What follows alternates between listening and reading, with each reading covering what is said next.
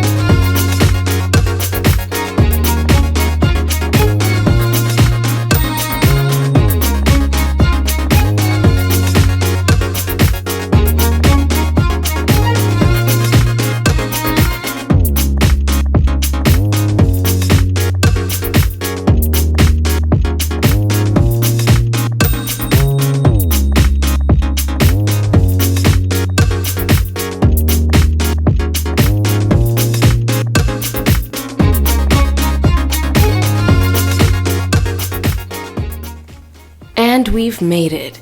I'm going to keep these in as long as freaking possible. Huge shout out to my Patreons. If you're interested, check it out in the description box, but otherwise, StarPuppy away.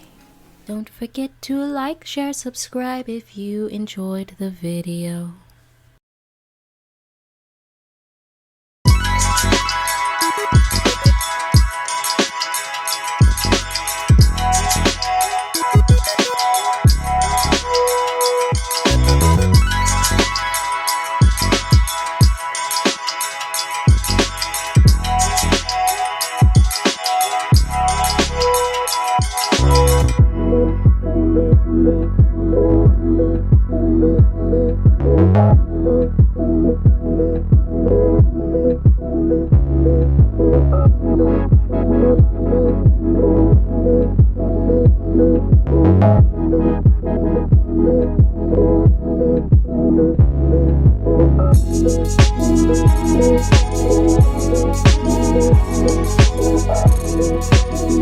Thank you.